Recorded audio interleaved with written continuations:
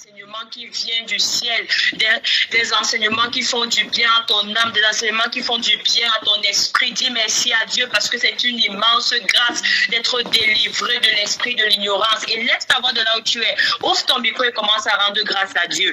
Makata la brochanda la baleketi amande brozi kete radaya mande legedi amante kete le brochata yamante. Seigneur, je te rends infiniment grâce, Père. Je bénis ton nom. Je bénis ton nom, Seigneur, en cette soirée. Je bénis ton nom, Seigneur, pour la qualité des enseignements. Je bénis ton nom pour la force que tu m'as encore donnée de pouvoir jeûner en ce jour, de pouvoir prier en ce jour, Seigneur. Je viens bénir et je viens encore élever ton nom pour mes frères, pour mes sœurs. Seigneur, que tu as fortifié tout au long de ce jeûne depuis le 2 janvier. Seigneur, ta grâce puissante est sur nous. Seigneur, je bénis ton nom, Père, pour les serviteurs que tu as suscités pour faire du bien à nos âmes, pour faire du bien à nos esprits. Seigneur, je bénis également ton nom, Père, pour ce merveilleux programme que tu as institué. Seigneur, je viens te donner toutes les actions de grâce. Je viens te dire merci pour les délivrances. Je viens te dire merci pour les témoignages. Je viens te dire merci pour les résultats, Seigneur.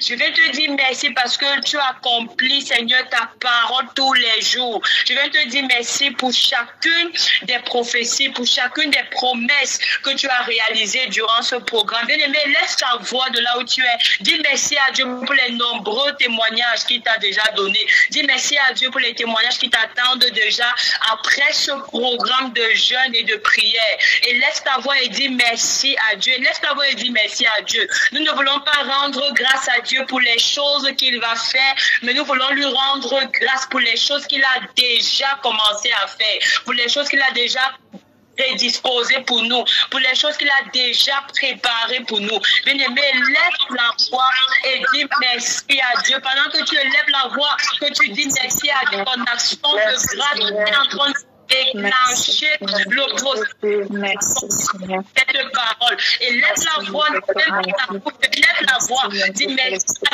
Seigneur. Même si je ne vois pas encore avec mes yeux, même si je ne vois pas avec mes mains, Seigneur, mais je te rends grâce.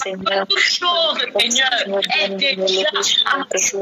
Je vais te dire merci pour les choses que tu as données. Je te dis merci, Seigneur, pour toutes les choses extraordinaires que tu as déjà rendues disponibles pour ma vie, disponibles pour mon cœur, disponibles pour ma santé, disponibles pour mes frères, disponibles pour mes témoignages. Oh Père, je vais te rendre cette image. Et quand les broches dans la badette, les broches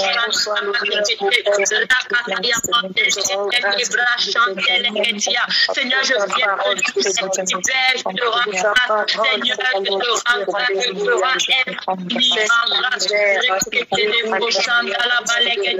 Seigneur, je viens te dire merci pour tout ce que tu as déjà disposé pour moi. Je vais te rendre grâce pour cela. Les grâces sont puissantes de Jésus-Christ. Au nom puissant de Jésus. Au nom puissant de Jésus-Christ. Bien-aimé, je voudrais que tu élèves encore ta voix de là où tu es, que tu ouvres ton micro et que tu rendes grâce à Dieu pour les nombreux témoignages que le Seigneur a déjà accomplis pour toi. Dis merci à Dieu. Je veux que tu entres dans le courant de l'action de grâce ce soir, que tu dises merci à Dieu. Seigneur, merci parce que ce soir, ton serviteur va parler à ma vie, parce que ce soir, tu vas me donner un message qui va transformer ma vie, un message qui va apporter une solution à un problème par lequel je suis en train de passer. Et laisse ta voix de là où tu es et commence à dire merci à Dieu. Ouvre ton micro et dis merci à Dieu. Les bras chandala balégué diamant et candala bisouche les diamants broche diamant les raso les mandé les chandala balégué les mando brité. Seigneur, merci parce que tu vois ton secteur pour ma vie. Tu nous vois pour ma vie. Seigneur, parce que tu as Je reçois un message de je reçois un message de qualité, je reçois une nourriture céleste verte qui vient apporter de la direction, qui vient donner de la clarté, qui vient discernement dans ma vie.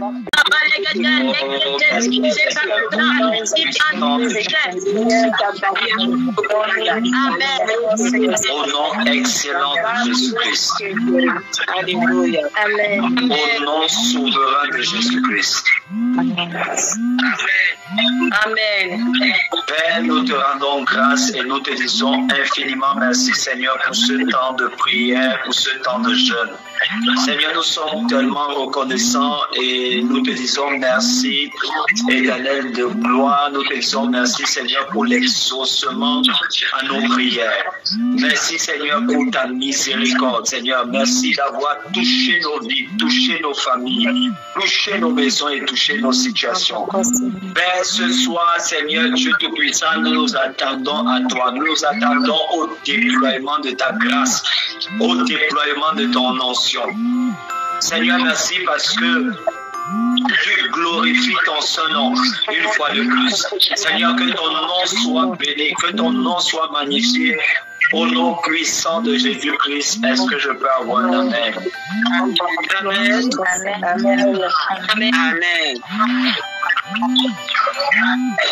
Gloire à Jésus. Bien-aimés dans le Seigneur, que le Seigneur vous bénisse abondamment. Très, très content de vous retrouver une fois de plus ce soir et de passer un agréable moment dans la présence de Dieu. Voici, disons, plusieurs jours que nous sommes dans ce moment de jeûne et de prière. Et ça, c'est le 3e jour que nous sommes avec le très estimé, mon frère, le prophète Stéphane Azaël, qui depuis 2 jours, il nous a tellement bénis. Le premier jour, il nous a parlé de la citoyenneté céleste et du repos de Dieu. Quelle est la raison pour laquelle certaines personnes ne marchent pas dans le repos de Dieu? C'est parce que simplement, ce qu'ils se retrouvent en train de faire sur la terre ne correspond pas à ce qu'ils sont censés faire sur l'agenda divin, depuis l'agenda divin. Nous avons été tellement bénis par ce message. Il nous a parlé du fait de remplir sur la terre la fonction qu'on est censé avoir, n'est-ce pas, au ciel. Qu'il y ait une sorte d'alignement divin entre ce qui est inscrit au ciel, entre, disons, la position ou la fonction qu'on occupe au ciel et celle que nous occupons réellement sur la terre. Ça a été un moment béni, un moment extraordinaire. Et il nous a dit qu'il n'est pas possible de penser le repos de Dieu en dehors de la volonté de Dieu. Il y a donc un lien entre le fait de marcher dans la volonté de Dieu et de marcher dans le repos de Dieu. C'était tellement bénissant. Bien aimé, hier, par la grâce de Dieu, il nous a parlé de l'action de grâce. Certaines personnes n'entrent pas dans le repos de Dieu parce qu'elles ne savent pas dire merci. Elles ne savent pas être reconnaissantes pour ce que Dieu a fait, pour ce que Dieu a accompli par le passé. Des fois, nous venons devant Dieu avec beaucoup de plaintes, avec beaucoup de demandes, mais nous oublions ce qu'il a commencé par faire. Et il nous a dit que l'action de grâce est ce qui déclenche le miraculeux, que l'action de grâce est c'est l'ascenseur qui nous transporte dans le repos de Dieu. C'est le canal par lequel nous entrons dans le repos de Dieu. Bien-aimés, et ce soir, nous sommes rendus au 3e jour, bien-aimés, de jeûne et de prière en compagnie de son très saint serviteur, le très estimé, le prophète Stéphane Azaël. Nous sommes aujourd'hui, je crois, le 18 janvier, ça fait que nous sommes au 17e jour de jeûne et ça fait 3 jours que nous sommes avec loin de l'Éternel, avec loin de Dieu. Et hier, nous pouvons tous attester qu'il y a eu une manifestation extraordinaire de l'onction de Jésus-Christ, l'onction, la grâce prophétique, mais également la grâce de guérison. Et ce soir, nous nous attendons encore à à quelque chose de divin, à quelque chose d'extraordinaire, à quelque chose d'époustouflant. Là où tu es à la maison, ouvre ton micro et élève ta voix. Dis Seigneur, je m'attends à toi. Dis Seigneur, je m'attends à toi ce soir. Seigneur,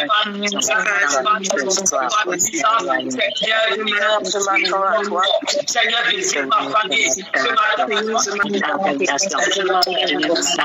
Merci Seigneur. Merci Jésus.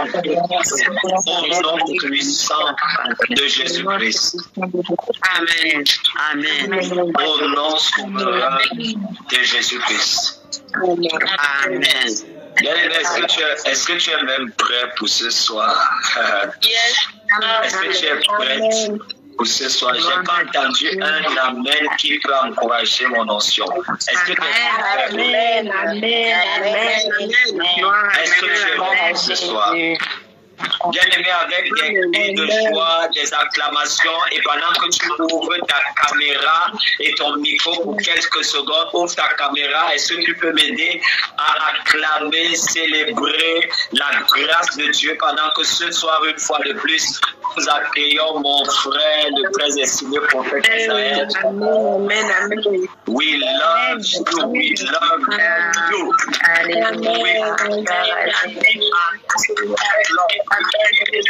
you. You're welcome. Amen. Je suis très honoré. Bonsoir une fois de plus à vous tous qui êtes connectés devant les différents pays, les différentes nations, les différents continents. Est-ce que vous pouvez m'aider également à célébrer mon frère que j'aime tellement, Stéphane, Maman Josiane, là où elle se trouve. Ce sont des bénédictions pour nous, je suis sûr. Quand Dieu t'aime, il te donne un pasteur, un prophète comme Papa Stéphane et Maman Josiane. Amen.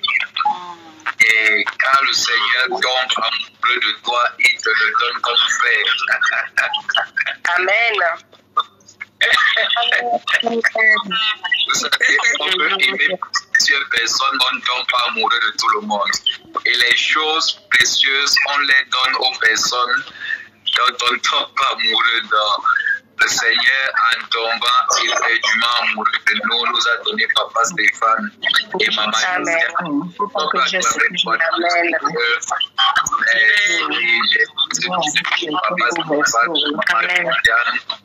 Merci Jésus.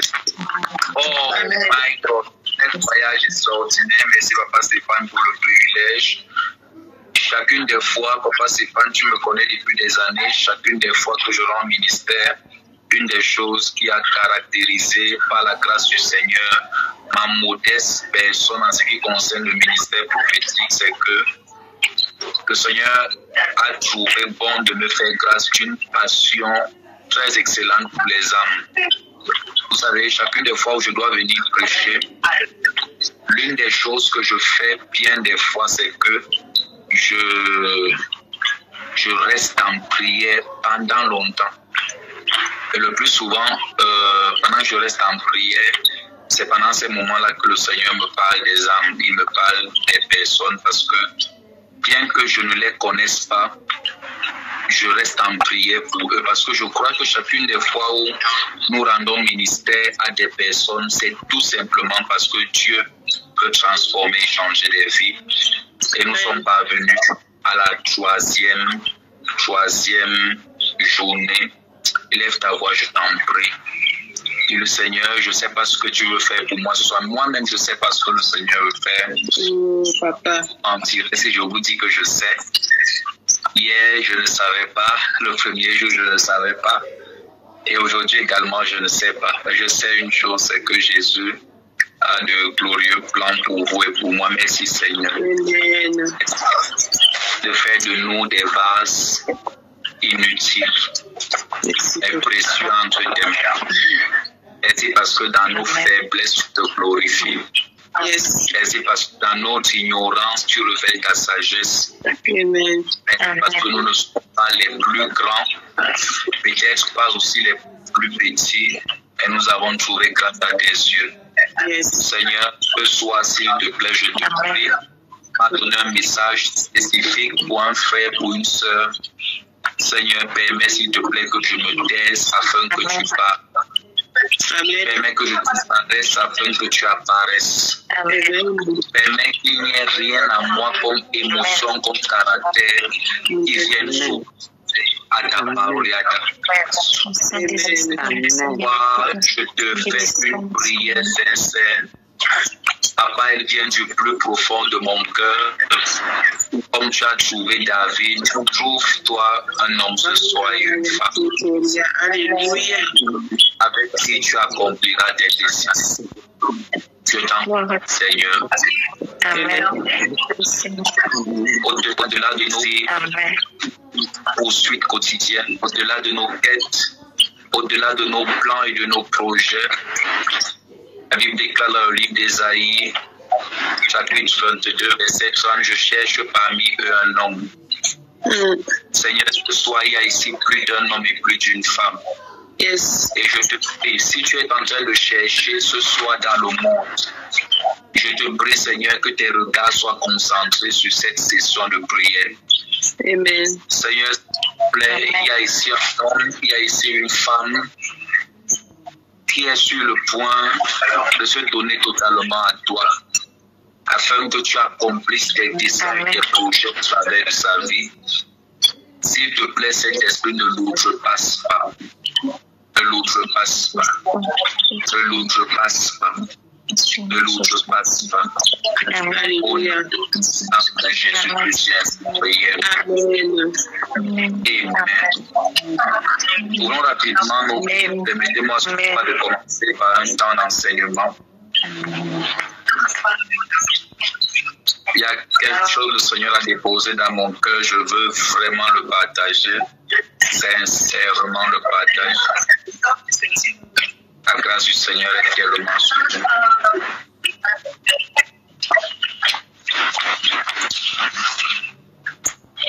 Allons-y dans Jean chapitre 10.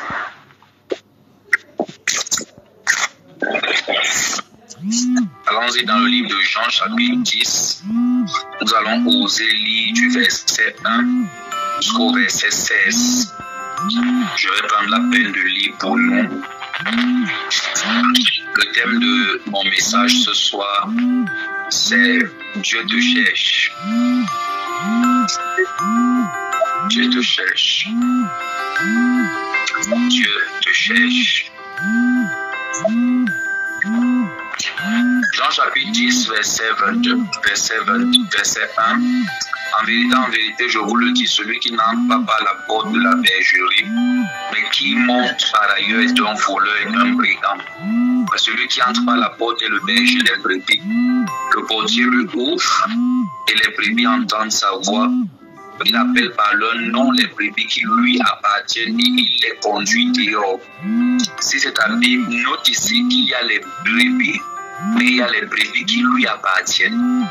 Je ne sais pas si tu avais déjà vu cette nuance. La Bible dit, verset 3, le portier lui ouvre et les brebis entendent sa voix. Tu vois, toutes les brebis entendent sa voix. Il appelle par leur nom les brebis qui lui appartiennent et il les conduit dehors. C'est-à-dire qu'en fait, chacune des fois où le Seigneur vient à des réunions comme celle-ci, lorsqu'il entre, il trouve toutes les brebis. Mais quelque chose de très étrange, c'est que lorsque le Seigneur veut appeler les brebis par leur nom, il n'appelle pas toutes les brebis par leur nom. La Bible dit, il appelle uniquement par leur nom les brebis qui lui appartiennent. Et lorsque ces brebis lui répondent, il les amène au dehors. Une autre version dit, il les met à part.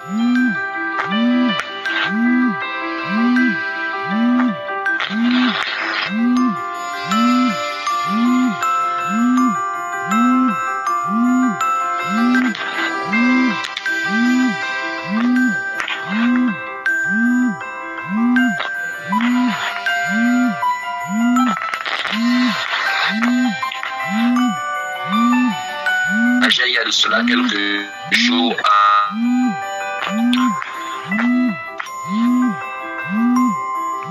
une bien-aimée. Le Seigneur au travers des héros de la foi de Genèse à Apocalypse, ne donnait pas son hasard. Le Seigneur avait donné un nom à une personne. En fait, ce nom que le Seigneur avait donné à cette personne n'était pas juste un nom, c'était une identité. C'est ainsi que vous allez voir de Genèse à Apocalypse, ceux qui ont nommé des personnes ou bien ceux qui ont nommé des lieux donnaient en fait des références à des endroits.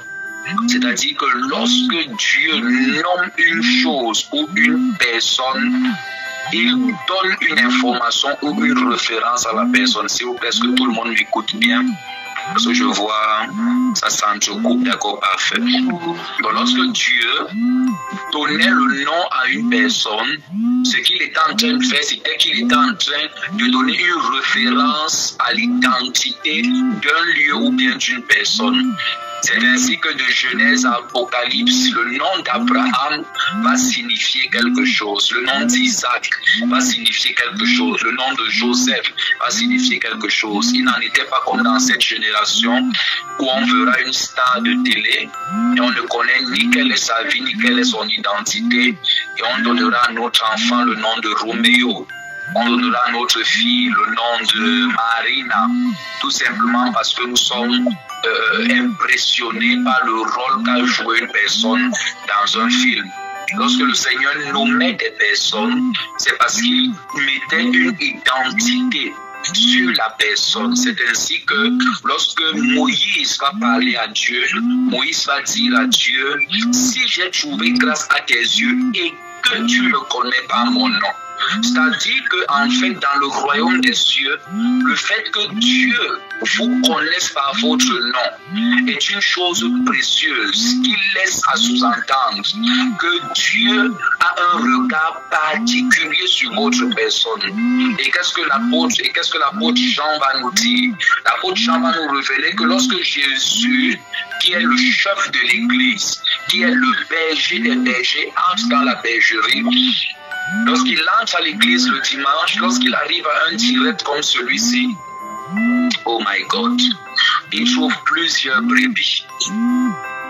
Ce sont toutes les brebis. Mais la Bible déclare qu'il n'appelle pas toutes les brebis. Il appelle celles dont il connaît les noms. Qu'est-ce que je veux dire par là? Le Seigneur n'appelle que les brebis dont il a la possibilité d'identifier. Lorsque Dieu ne peut pas vous identifier, il ne peut pas vous appeler. Lorsque Dieu ne peut pas vous identifier, il ne peut pas vous oindre. Lorsque Dieu ne peut pas vous identifier, il ne peut pas vous envoyer. C'est ainsi que nous avons des gens à l'église depuis des années, mais que le Seigneur n'arrive pas à identifier. C'est ainsi que nous avons des fidèles dans nos assemblées qui nous suivent en ligne, qui écoutent Papa Stéphane depuis 2 ans, depuis 4 ans, depuis 5 ans, depuis 6 ans, mais Dieu ne parvient pas toujours à les identifier. Ce sont des chrétiens qui le dimanche sont connectés à l'église, mais qui en semaine sont dans des boîtes de nuit. Ce sont des chrétiens qui le dimanche prient en langue, mais qui en semaine sont en train de commérer, de mal parler des gens, de détruire des familles, de détruire des foyers, de détruire des relations, de détruire des connexions, de détruire des amitiés. Ce sont des personnes qui, le dimanche, parlent en d'autres langues, disent qu'ils sont remplis du Saint-Esprit, adorent le Seigneur. I love you, Lord, for your mercy never failed me. Ils sont en train d'adorer le Seigneur. Et lorsque tu les retrouves en semaine, ils sont remplis d'un venin, remplis de méchanceté, remplis de dureté. Ce sont des chrétiens qui ne savent pas pardonner. Et le Seigneur dit, lorsqu'il entre dans une bergerie, il trouve plusieurs brebis. Mais malheureusement, il ne peut pas identifier toutes ces brebis. Mais celles qu'il appelle par leur nom, celles qu'il identifie, qu'est-ce qu'il fait? Il les appelle, il les amène à l'extérieur. La Bible déclare, il appelle par leur nom les brebis qui lui appartiennent et il les conduit dehors. Lorsque je méditais sur les verset le matin, lorsque le Saint-Esprit a attiré mon attention dessus, j'ai posé une question au Seigneur qui était celle de savoir. Et les brebis que tu n'as pas appelées, à qui appartiennent-elles?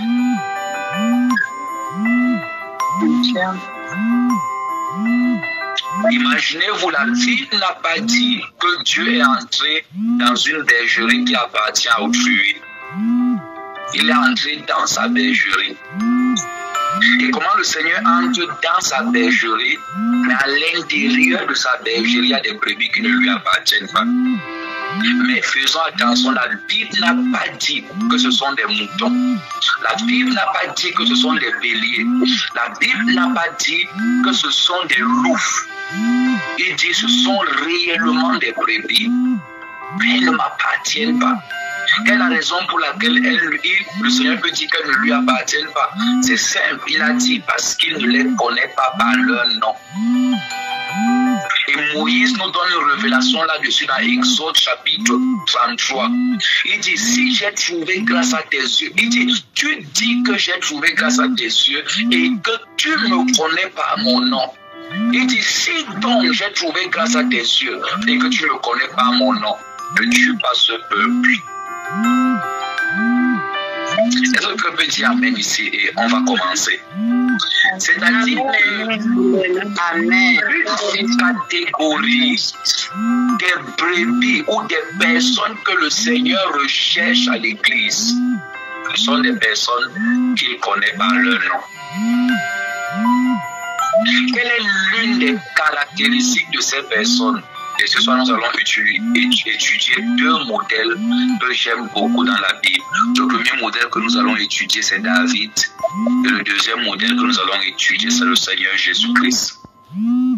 Et vous allez voir qu'il y a beaucoup de similitudes dans ces personnes. Moïse se réclame d'être une brebis que Dieu reconnaît par son nom.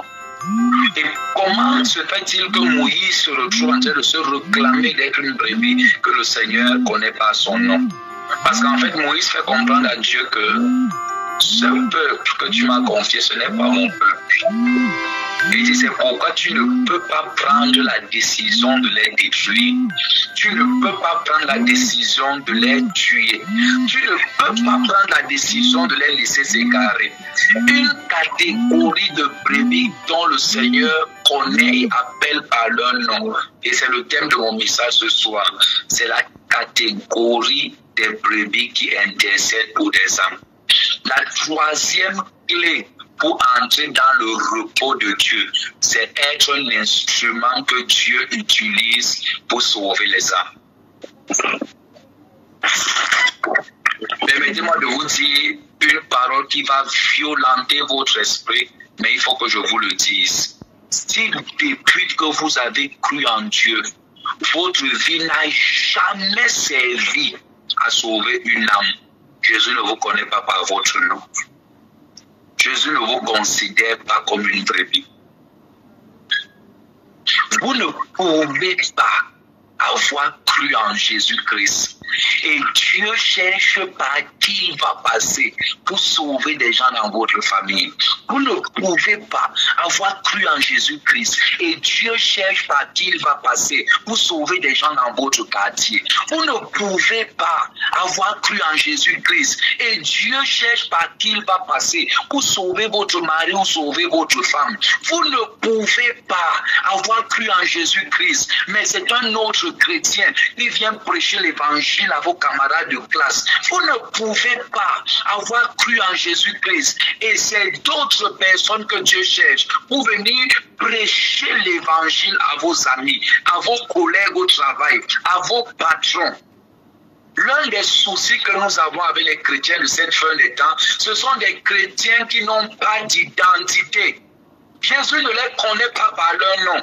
Il les connaît tout simplement parce qu'il les remarque à l'église de temps à autre. Ils n'ont aucune implication dans l'œuvre de Dieu. Ils ne font rien de spécifique. Ils ne gagnent aucune âme. Le Seigneur ne peut rien accomplir au travers d'eux. Ils ne sont que là pour prier afin que le Seigneur exauce leurs besoins. Oh Seigneur, je veux une voiture. Oh Seigneur, je veux un travail. Oh papa, augmente mon salaire. Oh papa, fais ceci. Et cette catégorie de brebis n'entre pas dans le repos de Dieu. Parce que lorsque le Seigneur dit qu'il les connaît par leur nom, il les appelle par leur nom et il les met à part. Et la Bible déclare que le bon berger, il nous conduit vers le vert pâturage. Ces brebis qu'il connaît par leur nom, il les amène dans le vert pâturage. Il dirige leurs pas vers des sources d'eau paisible. Mais il y a une catégorie de brebis que le Seigneur nous conduit par. Un jour, j'étais en train de prier et je priais. Et j'ai écouté le Saint-Esprit en train de m'harmonier dans mon esprit la prière du Notre Père qui est dans les cieux. Alors le Saint-Esprit a mis une emphase sur la partie qui dit, il me conduit vers le vert pâturage, il me dirige vers les sources d'eau paisible. Et lorsque le Saint-Esprit a fini, il m'a dit, il oindule ma tête et ma coupe déborde. Et le Saint-Esprit m'a dit quelque chose que je ne vais jamais oublier. Le Saint-Esprit m'a dit, le Seigneur ne peut pas te oindre s'il ne t'a pas conduit. Dieu ne oint pas les gens qu'il n'a pas conduits. Si le Seigneur est ton berger, montre-moi où est-ce qu'il te conduit. Il dit, l'Éternel est mon berger, je ne manquerai de rien. Il me fait reposer vers le vert pâturage. Il me dirige vers les sources d'eau paisible. Il dit, lorsque je marche dans l'ombre de la vallée de la mort, je ne crains aucun mal. Car tu es avec moi. Ta houlette et ton bâton me rassurent. Oh, tu dresses devant moi une table en face de mes adversaires. Et tout d'un coup, il dit, tu oindules ma tête et ma coupe déborde. Avant d'oindre d'huile sa tête et que sa coupe déborde, il a conduit, il a dirigé, il a conduit. Où est-ce que le Seigneur dirige ta vie? Où est-ce que le Seigneur conduit ta vie? Tu es ce genre de brebis à l'église à qui on ne peut rien dire. Jésus ne te connaît pas par ton nom. Lorsque le Seigneur arrive à l'église, on lui dit, Seigneur, voici une chrétienne ici. Il dit, où est-elle chrétienne?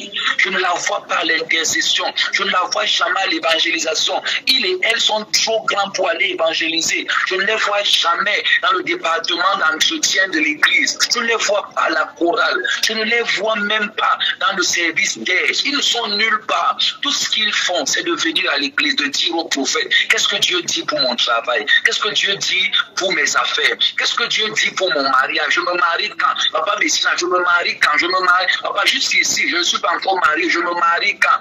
Depuis le 1er janvier 2000 jusqu'au 1er janvier 2025, aujourd'hui, c'est le seul sujet de prière. Papa, le mariage. Papa, le mariage. Papa, le mariage. Papa, le travail. Papa, la voiture. Personne qui se lève un matin pour dire que prophète, papa Stéphane, quel est le programme d'évangélisation de cette année?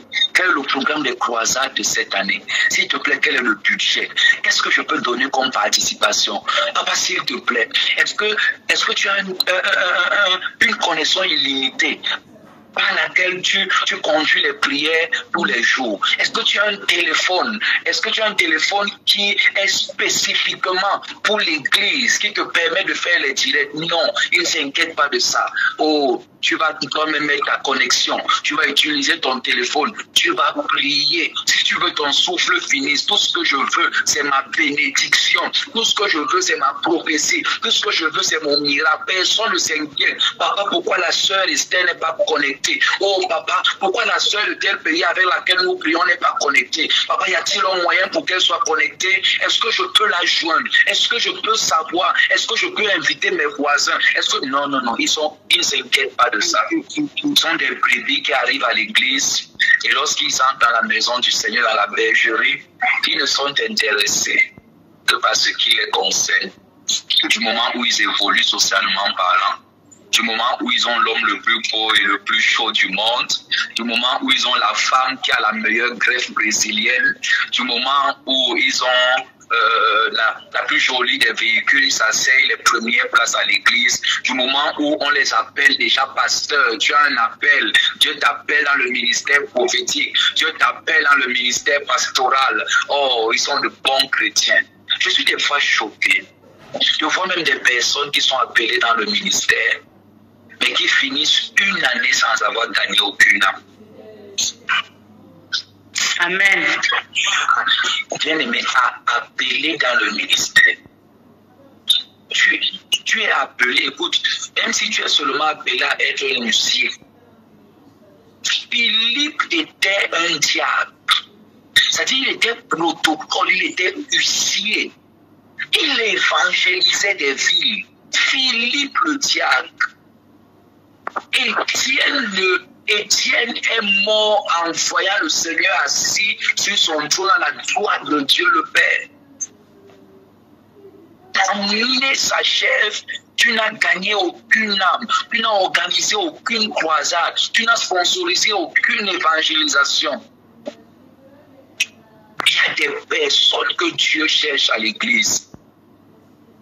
Dieu cherche des personnes au travers desquelles il va gagner des âmes. Amen. J'ai eu une expérience difficile à l'église. La première, la deuxième année.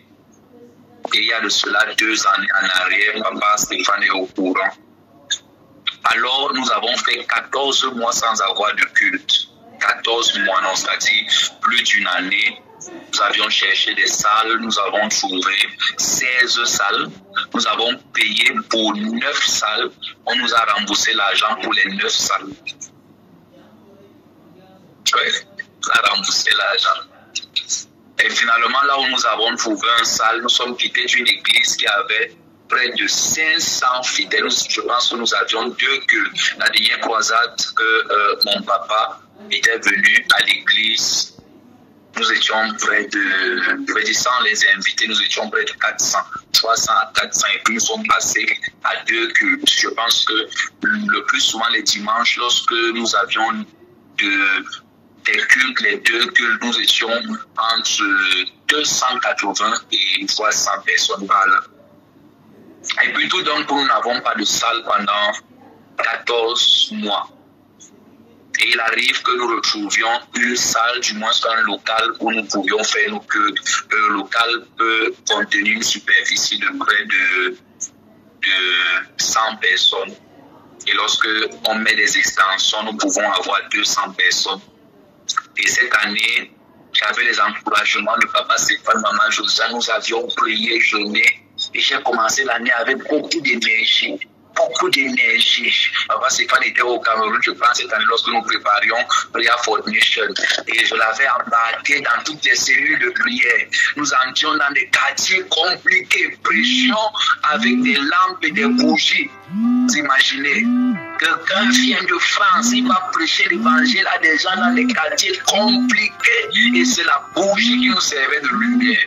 Et toutes ces personnes, il fallait les amener à l'église le dimanche. Et des fois, lorsque nous faisons le culte le dimanche, toute cette année, les gens voyaient la foule. Et les gens se posaient la question, comment avons-nous recommencé les cultes avec 3 personnes? Et en moins d'une année, nous sommes pratiquement 200 et le nombre ne faisait qu'augmenter.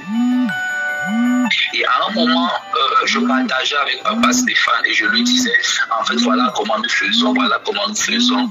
Et c'était beaucoup de gymnastique. Je me retrouvais dans toutes les cellules de prière le jeudi, le mardi en train de prier 8 heures de temps, 10 heures de temps à l'église, le mercredi en train d'enseigner, le vendredi en train de former les leaders, le samedi en train de prier 5 heures de temps, le dimanche en train de prêcher. Et nous avions 24 heures de prière tous les jours, c'est-à-dire il y avait 24 personnes à l'église qui couvraient chacune 1 heure de temps tous les jours. Nous l'avions fait pendant 5 mois. Et l'œuvre du Seigneur prenait une ampleur époustouflante jusqu'à ce que, en fin d'année 2023, je pense que papa Stéphane était au Cameroun, nous avions tenu un programme avec lui. Oh, c'était merveilleux. Il faut que les sens du Seigneur, l'atmosphère, papa Stéphane nous a extraordinairement rendu ministère. La grâce et la présence du Seigneur dans la salle était tout simplement insoutenable. Et au mois de novembre, à la fin du mois, je pense que lorsque papa Stéphane quittait le Cameroun, mon papa biologique était déjà malade. Il était déjà souffrant. Alors mon père biologique a été souffrant du mois de novembre jusqu'au mois de mai. Il est décédé le 7 mai 2024.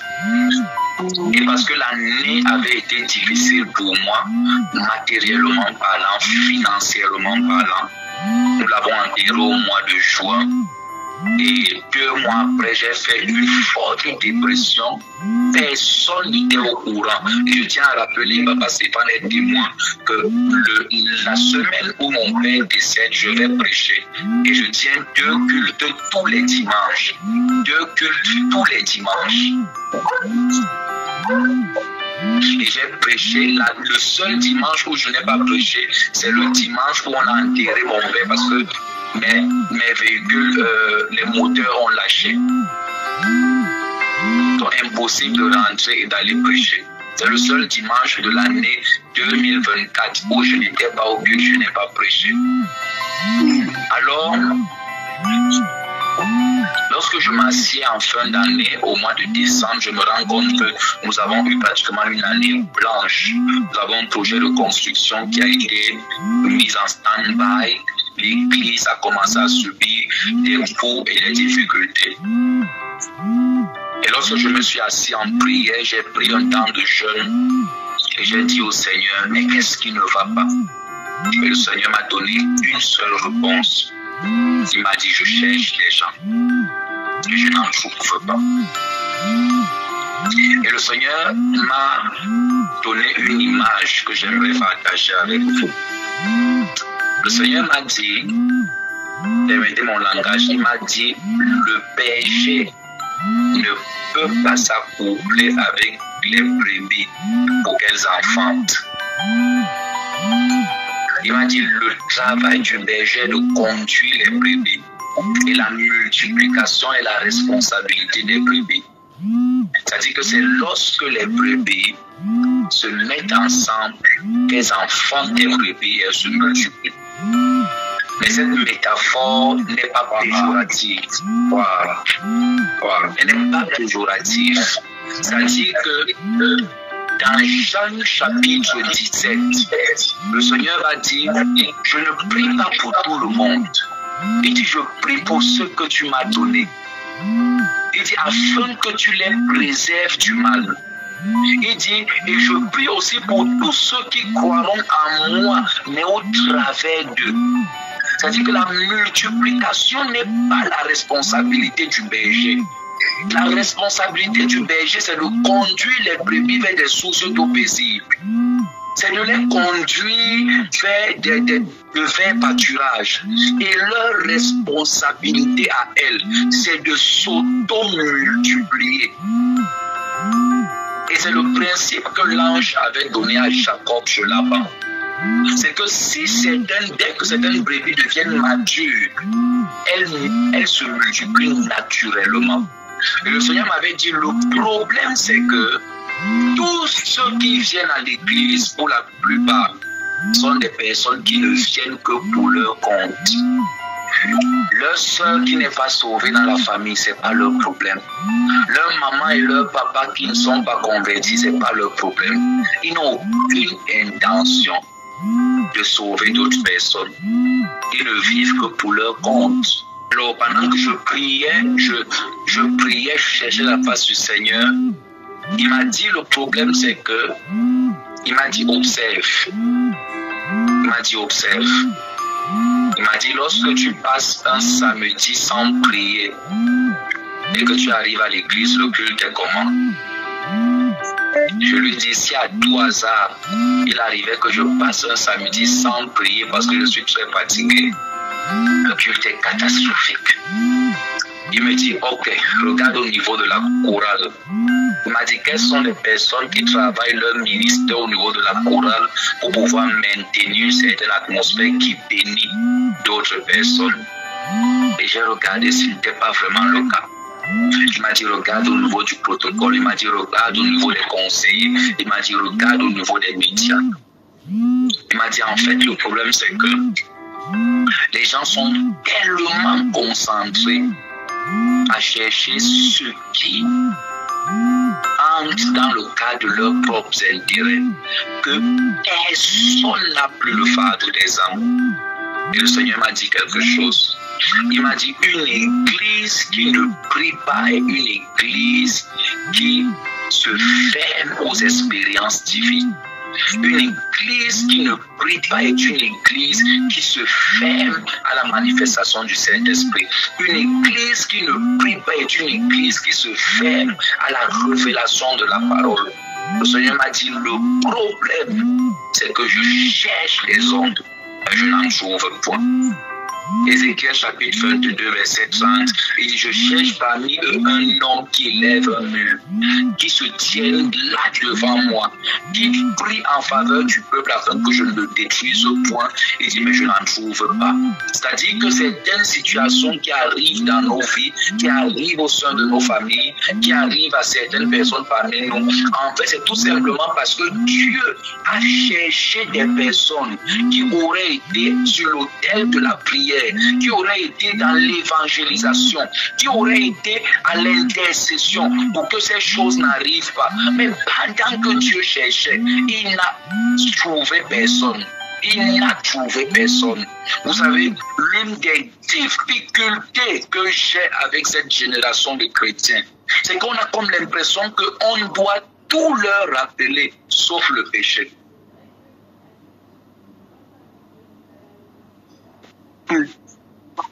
On a l'impression qu'on doit tout leur rappeler, sauf le mensonge. On doit tout leur rappeler, sauf la corruption. On doit tout leur rappeler, sauf le commérage. Vous avez des intercesseurs à qui vous rappelez d'intercéder. Bien-aimés dans le Seigneur, on rappelle à un intercesseur d'intercéder. Il faut venir écrire dans le groupe et dire, c'est 21h, je ne vois pas les intercesseurs en ligne en train d'intercéder. Nous rappelons à la chorale de faire les répétitions, de prier avant de venir en ministère. Nous rappelons aux pasteurs, aux ministres, de méditer la parole, de prier avant de venir prêcher, d'aller évangéliser. Dieu cherche des hommes. Dieu cherche des femmes. Il n'en trouve pas. Il cherche des personnes qui vont aller gagner des âmes. Il cherche des personnes qui vont aller arracher. Vous savez, j'ai lu dans la parole où le Seigneur, l'évangélisation par anakazo. Anakazo veut dire puissance contraignante. Le Seigneur va un jour prendre les disciples, il va dire, allez dans les rues et quiconque vous trouverez, amenez-les de force qu'on leur prêche la parole. Et évangélisation par anakazo, par la puissance contraignante. Dieu n'a plus de personnes qui se mettent à genoux pour la moisson des âmes. Dieu n'a plus, il n'en a plus. Tout le monde veut bénéficier de la relation de l'homme de Dieu avec Dieu. Pourquoi? Parce qu'ils n'ont plus de relation eux-mêmes avec le Seigneur. Et comment tu fais pour savoir que plusieurs chrétiens n'ont plus de relation avec le Seigneur? C'est lorsqu'ils viennent vers toi et ils te disent que papa, il y a un homme là, il est marié, mais Dieu m'a dit que c'est mon mari. Et tu regardes la soeur, tu as envie de lui demander qu'est-ce que tu n'es pas une cousine directe de Lucifer? Est-ce que Jézabel n'est pas ta marraine? Le Dieu que nous servons t'a dit que le mari d'autrui, c'est ta femme. Donc sa femme, ce n'est pas sa vraie femme. Jusqu'à tu as des détails. Oh my God. Personne, Papa Stéphane, qui ne se lève un matin et qui te dise que Dieu m'a parlé ce matin.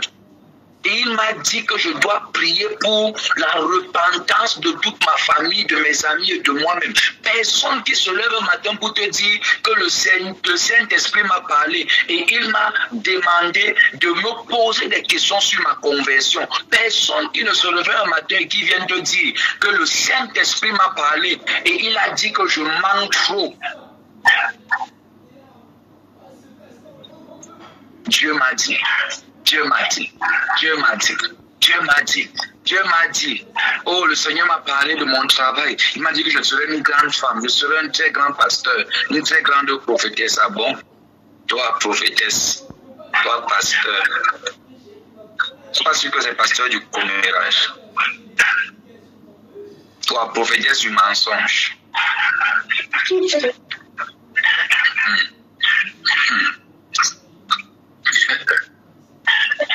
Tout à l'heure, je venais de clôturer un temps de prière avec 3 administrateurs civils et des docteurs. Ils m'ont appelé le matin et par rapport aux élections de l'année prochaine, je suis allé prier dans la résidence d'un préfet qui s'est donné la mort. Vous savez pourquoi il s'est donné la mort? Parce qu'il a découvert que son épouse le trompait avec le chauffeur. Et écoutez l'histoire, il a pris son fusil, il a tiré sur lui une fois, la balle n'a pas été, la balle n'est pas partie. Il a pris son fusil, il a tiré sur lui pour la deuxième fois, la balle n'est pas partie. Il a dégainé son âme, il a rechargé, il a fait tout ce qu'il fallait faire. Il a mis pour la 3e fois, il a tiré et la balle est partie. Et c'est lorsqu'il est mort qu'on est venu maintenant, il faut aller prier là-bas, il faut aller prier là-bas. Et j'étais avec des responsables, des administrateurs civils, des sous-préfets, et j'étais en train de prier. Et ils ont fait une erreur catastrophique de me permettre de leur parler pendant une vingtaine de minutes. Et je leur ai rappelé qu'ils devaient tous donner leur vie au Seigneur. Sinon, à n'importe quel moment, ils seraient susceptibles de mourir comme ce préfet. Une longue vie de prospérité dans une grande villa, dans un grand duplex, avec des véhicules alignés et tout était. Et il meurt en se tuant. Juste après, j'ai eu un directeur, un DG qui est venu vers moi et je priais pour lui et je lui disais, je vois votre épouse faire un AVC. Il me disait effectivement, mon épouse a fait un AVC. Et je lui disais en fait, je vois que votre épouse a fait un AVC parce qu'elle bavarde beaucoup. Il me dit effectivement, nous nous sommes disputés un matin et je lui ai dit que j'en avais marre des disputes dans cette maison. Et puis je suis sorti, je suis rentré dans ma douche pour me changer et aller au travail. J'ai écouté les enfants crier derrière. Quand je suis sorti, elle était tombée. Elle avait fait un AVC. Et elle a perdu sa mobilité, tout. Elle est assise sous un fauteuil roulant parce que elle ne s'est pas retenue d'être tout le temps en train de se quereller avec son époux.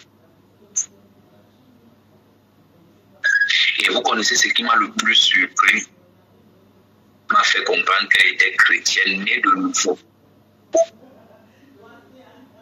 Imaginez-vous, le Seigneur lui apparaît et il lui demande quelle est la raison pour laquelle elle a assis sur une chaise roulante. Elle va répondre au Seigneur que c'est un grand-père au village qui l'a attaqué. C'est un peu un grand-père. C'est le bavardage.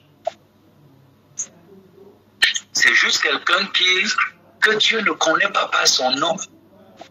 Elle a refusé d'être transformée. Et vous voyez, il y a ainsi plein de personnes autour de nous, des personnes qui ne sont pas transformées, qui nous accompagnent des fois à l'église dans des programmes parce que nous leur avons dit que j'ai mon prophète là, il est puissant, il prophétise, il voit mon père, papa Stéphane, il a la grâce, il prie pour toi. Et c'est ainsi que des fois, vous avez évangélisé des personnes, mais vous leur avez partagé l'évangile de la mauvaise des manières. Au lieu de leur dire que j'ai mon pasteur, mon prophète, qui prêche Jésus-Christ dans la vérité, qui prêche Jésus-Christ qui transforme, Jésus-Christ qui guérit. Vous leur avez dit que non, il voit, il fait des miracles, il fait ceci. Ainsi, on a des gens qui sont dans la bergerie et que le Seigneur ne connaît pas. Ils ne sont pas venus là pour gagner les âmes. Ils ne sont pas venus pour expérimenter une quelconque présence avec le Seigneur. Ils ne sont pas venus là pour être transformés. Ils sont venus parce qu'on leur a dit qu'il y a un prophète qui guérit les malades. Qu'un prophète guérisse les malades par la grâce et l'onction du Saint-Esprit, c'est une bonne chose. Mais le but de Dieu n'est pas que de vous guérir, c'est de vous connaître par vos noms. Vous avez 2 ans dans la foi, 3 ans dans la foi, 4 ans dans la foi. Vous n'avez aucun background spirituel. Aucune transformation réelle. Votre vie n'a impacté personne. Votre consécration n'a transformé personne. Votre vie ne challenge personne. Si Dieu a besoin d'une personne intègre dans votre lieu de service, il cherche alors que vous travaillez dans ce service-là. Dieu a besoin d'une personne consacrée dans votre famille. Il cherche quelqu'un de consacré. Vous êtes à l'intérieur.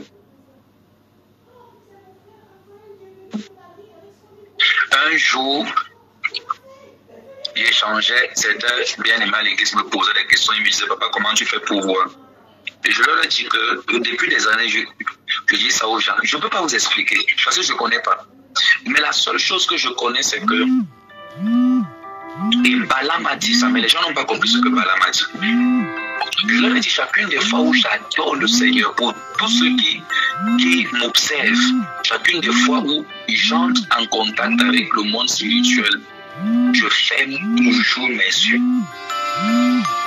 Pourquoi? Vous savez, parce que pour moi, lorsqu'il s'agit de Dieu, rien d'autre n'existe plus. Et chacune des fois où j'adore le Seigneur, mes yeux s'ouvrent. Un jour, le Seigneur m'a dit, papa Stéphane, il m'a dit, plusieurs personnes qui sont à genoux, leurs esprits sont debout. Vous savez, Jean a dit que j'ai été ravi en esprit et j'ai vu un ange. Il dit alors je me suis jeté à ses pieds, je me suis prosterné. Et il m'a dit, lève-toi, moi je suis un serviteur, je suis le compagnon de tes frères les prophètes. C'est-à-dire que Jean nous fait comprendre qu'on peut se mettre à genoux spirituellement parlant. Donc comment quelqu'un est ravi en esprit, mais il peut se prosterner en esprit. Donc la question des fois est celle de savoir, est-ce que toutes les personnes qui se mettent à genoux à l'église, est-ce que réellement leurs esprits également sont à genoux? Il y a des personnes qui te disent, je n'aime pas la bouche, mais il n'en est rien dans leur cœur. Il y a des personnes qui se mettent à genoux, ils lèvent les mains et ils adorent Dieu. Et tu vois même les larmes sur leur visage. La personne qui est en train d'adorer là en pleurant, il n'a jamais pardonné à son frère qui a commis une erreur, qui lui a fait du mal. Ça fait 8 ans, ils ne sont plus en contact.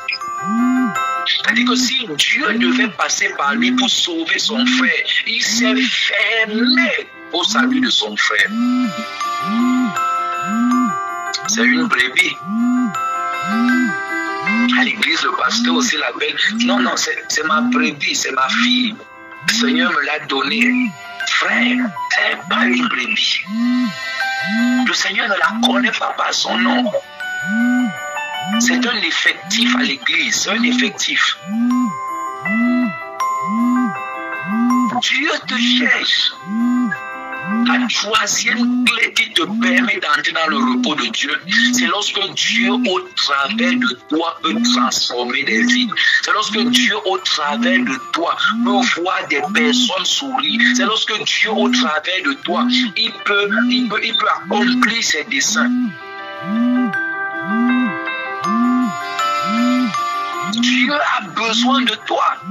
Il a besoin de tes genoux dans la prière. Est-ce que tu es devenu une personne qui juge tout le monde, qui condamne tout le monde, mais qui ne prie pour personne? Nous sommes au 17e jour de jeûne et de prière. Nous également, nous sommes au 17e jour. Tu as prié depuis le premier jour. Mais quand est-ce que tu as prié pour ta soeur?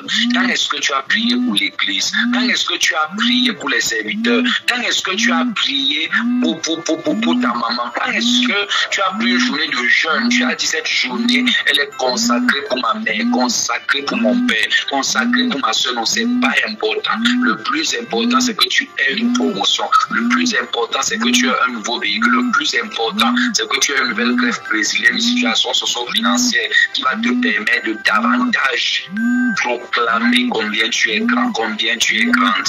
Ton argent ne sert pas à l'évangélisation. Non, ton argent ne sert pas à l'évangélisation. Tout ce que tu veux, le prophète doit prier pour toi. Il doit prophétiser. Et d'ailleurs, s'il ne prie pas, il ne prophétise pas, tu cherches un autre prophète. Tu cherches un autre. Dis-moi, quelle est l'utilité de ta vie à Jésus-Christ? Vous savez, je tenais une réunion avec les ouvriers de l'église et je leur disais que c'est une grave erreur que d'avoir fait croire aux gens que servir Dieu est, vous voyez que c'est que vous faites du bien à Dieu en le servant. Non. Vous savez, c'est un honneur de servir Dieu. Paul a dit, il a dit, et malheur à moi si je ne prêche pas l'évangile. Malheur à moi si je ne prêche pas l'évangile. Le premier jour, je vous le disais, vous ne connaissez pas combien le cœur du Seigneur est heureux lorsqu'au travers de vos vies, un frère s'est converti, une sœur s'est convertie, une prostituée a arrêté la prostitution, un bandit a arrêté le banditisme, un franc-maçon s'est converti. Vous ne savez combien le Seigneur est heureux lorsque des vies sont transformées au travers de vous. Amen. Je suis allé prier pour un de mes frères biologiques, l'un de nos aînés. Et il travaille au Crédit Foncier dans notre pays, au Cameroun. Et le Seigneur a permis qu'il entre là-bas par une prophétie. Et il a eu 3 nominations. La précédente, elle venait de la présidence de la République. Et le Seigneur avait averti par rapport à cela. Alors, il devait tenir une réunion avec des directeurs et puis plusieurs personnes. Il devait présenter il devait faire un exposé. Et il m'écrit la veille à 21h, 22h. Il me dit, j'ai urgemment besoin de toi demain. Il me dit, s'il te plaît, mon père. Je lui dis, est-ce qu'il y a un souci? Il me dit non. Il me dit, demain, j'ai un exposé. C'est crucial pour ma carrière. Il me dit, cependant, c'est le Seigneur qui m'a introduit dans cette boîte. Et j'aimerais qu'avant de prendre la parole, que tu fasses une exhortation et une prière avant. Je lui ai dit, est-ce que c'est permis?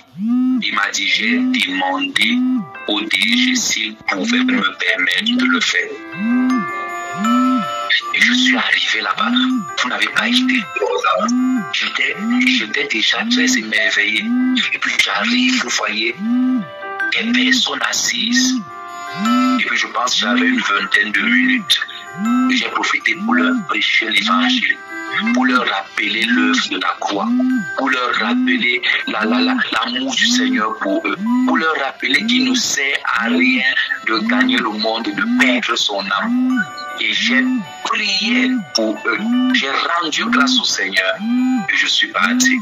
Combien de personnes parmi vous qui êtes connectés, vous pouvez organiser un temps, même de partage d'un repas avec vos collègues et vos supérieurs et profiter pour que l'évangile leur soit prêché. Vous ne pouvez pas le faire parce que vous devez garder un statut social. À votre lieu de service, vous ne pouvez pas prier en langue. Vos collègues blancs vont savoir que vous êtes dans les choses-là. Certaines femmes pour prier doivent se cacher de leur mari. Certains hommes pour prier, il met les écouteurs, il fait comme s'il écoute la radio. Un jour, je priais avec un monsieur, parce que Stéphane connaît l'histoire, et son épouse le traumatisait. Et des fois, je commençais la prière avec lui, son épouse appelle, il dit, prophète, pardon, prophète, attendez, prophète, pardon. Et elle est décrochée, alors un jour, je lui ai dit que pas rester avec ta femme. Go away.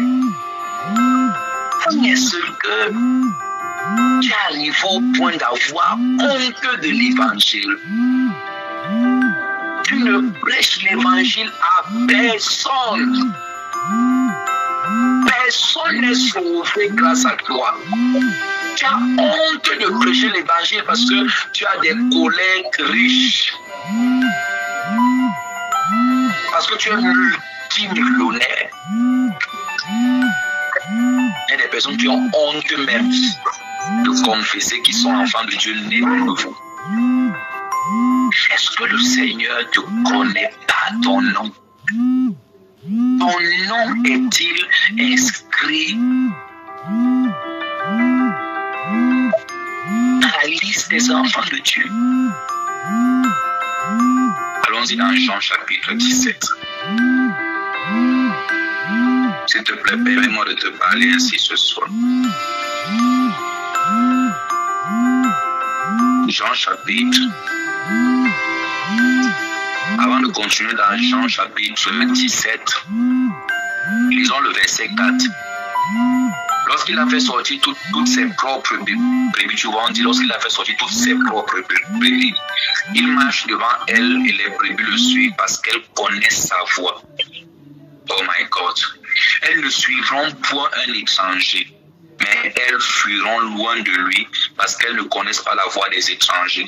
Jésus leur dit cette parabole, mais ils ne comprirent pas de quoi il leur parlait. Verset 7, Jésus leur dit encore, en vérité, je vous le dis, je suis la porte des brebis. Oh, merci Papa Stéphane pour ce message que tu nous as partagé lorsque tu étais là récemment au Cameroun. Jésus leur dit encore, en vérité, je suis la porte des brebis. Tous ceux qui sont venus à moi sont des voleurs et des brigands, mais les brebis ne les ont point écoutés. Je suis la porte. Si quelqu'un entre par moi, il sera sauvé, il entrera et sortira et trouvera un pâturage. Combien de personnes sont en paix dans ta présence? Combien de personnes, si tu partages avec eux, ils vont retrouver la paix? Combien de personnes, s'ils sont en pleine dépression, s'ils veulent tout abandonner, s'ils entendent ta voix, ils seront apaisés? Certaines personnes, s'ils ont un problème et ils entendent parler de toi, leur cœur, ils vont avoir des frissons. Ils vont dire, oh, qu'est-ce qu'il va encore me dire? Qu'est-ce qu'elle va encore me faire? J'ai déjà mes problèmes. Est-ce qu'elle va encore m'insulter? Est-ce qu'il va encore me juger et me condamner? Jésus dit, je suis la porte. Si quelqu'un entre par moi, il sera sauvé. Il entrera, il sortira et il trouvera des pâturages. Verset 10. Le voleur ne vient que pour dérober, égorger, détruire. Moi, je suis venu afin que les brebis aient la vie et qu'elles soient dans l'abondance. Il dit, je suis le bon berger donne sa vie pour ses brebis. Verset 12. Il dit, mais le mercenaire qui n'est pas le berger et à qui n'appartient pas les brebis, voit venir le loup, abandonne les brebis et il prend la fuite. Et le loup les ravit et les disperse. Allons-y à partir du verset 14, vous allez voir, ça va devenir extraordinaire. Il dit, je connais mes brebis et elles me connaissent. Est-ce que vous remarquez qu'il passe le temps à dire mais, il ne dit pas les. C'est-à-dire qu'au milieu des il y a ces.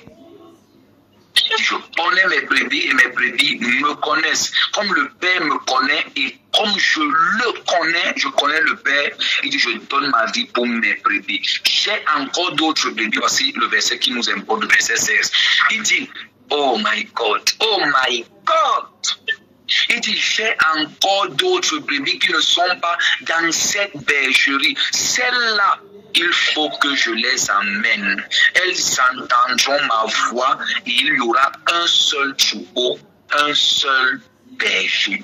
Il dit, verset 17, et nous allons nous arrêter là. Non, verset 18. Il dit, le Père même parce que je donne ma vie afin de la reprendre. Verset 18, personne ne me l'ôte, mais je la donne de moi-même. J'ai le pouvoir de la donner et j'ai le pouvoir de la reprendre. Tel est l'ordre que j'ai reçu de mon Père. Amen.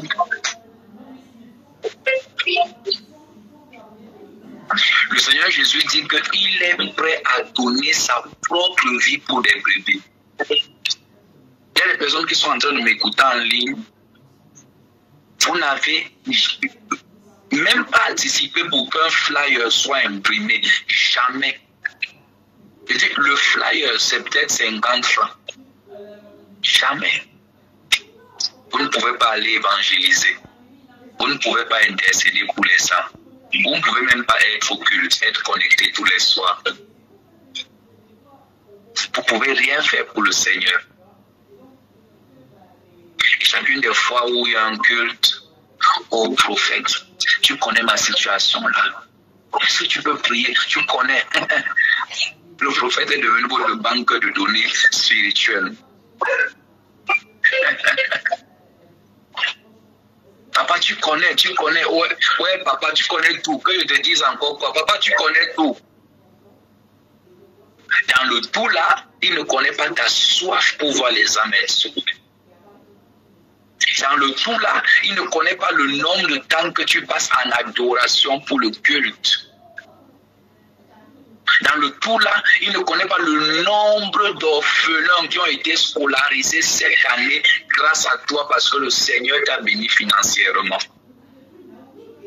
Dans le tout là, il ne connaît pas le nombre de personnes qui ont écouté l'évangile parce que tu as permis à ce que ces cultes ne soient plus faits sur Google Meet, mais qu'il y ait toute une équipe qui retransmet les temps de prière sur Facebook, sur YouTube, qui permet qu'on ait des caméras et non plus juste des téléphones, qu'on ait une connexion illimitée. Mais ton Netflix est payé chaque mois avec une connexion illimitée pour que tu regardes des films. Ton Prime est payé même sur 3 ans en avance. Tu partages toutes les publications de Rihanna, de Elon Musk. Tu as partagé tous les influenceurs de ton pays, le Cameroun, Kim Kardashian. Tu as dû tout. La prédication de ton pasteur, déjà, elle n'est même pas enregistrée dans ton téléphone. Le message qui t'a converti, tu l'as même déjà oublié. Certains parmi vous, vous ne vous rappelez même plus du jour où vous êtes venu au Seigneur, où vous avez confessé votre foi. Vous ne vous rappelez pas, c'est même pas important. Mais certaines sœurs connectées ici, elles se rappellent du jour où son mari... Et que tu te rappelles que le 30 septembre 2006, tu m'avais dit que j'ai la longue tête. Je ne vais jamais oublier ça.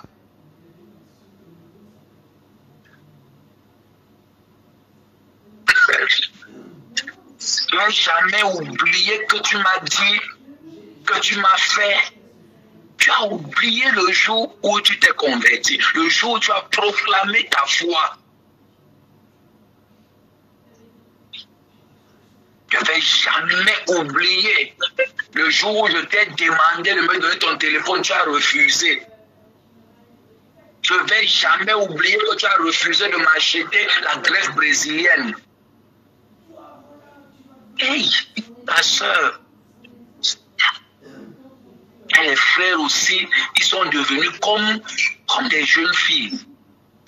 Et les frères qui boudent. L'enlèvement aura lieu bientôt. Hein. Tu vois, tout un homme avec la barbe.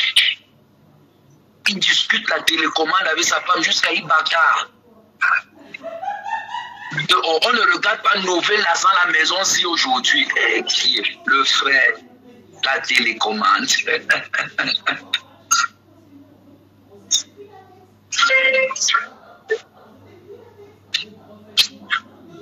Discuter sur les sujets d'argent. Tu me donnes l'argent aujourd'hui, je ne donne pas. Je dis que tu vas donner, je dis que je ne donne pas. Le verset de méditation de ce matin, c'était quoi? Tu as déjà oublié. Mais tu te rappelles donc au commérage qu'on t'a partagé tout à l'heure à 13 h du matin.